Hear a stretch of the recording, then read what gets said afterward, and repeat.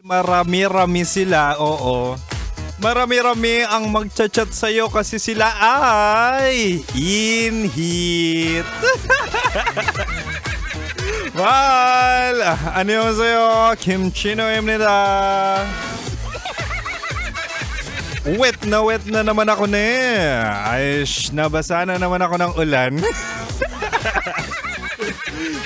alam mo, di ba, mahal?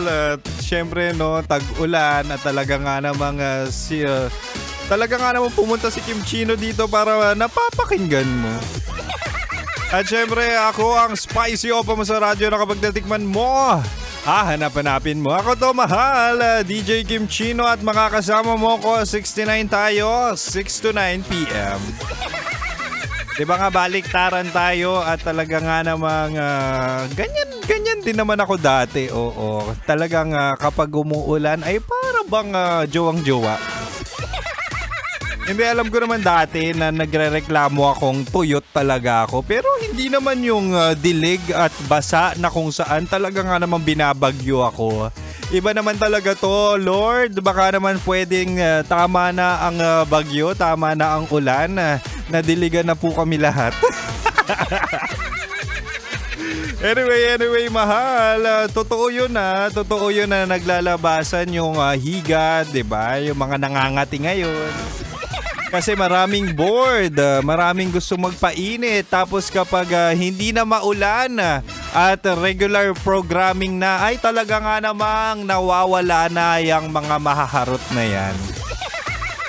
Mga magagaling lang kayo sa umpisa, magagaling lang kayo kapag malalamig. Yan, nako. Kaya tonight sa ating Chinitoks, usapang pag-ibig mula sa chinito ng buhay mo. Eto i-share ko sa iyo ang 3 linyahan na dapat mong iwasan ngayong umuulan. Ito na, unang-una. Dapat mong iwasan to kapag sinabihan ka na sarap sana ng may kayakap ngayon.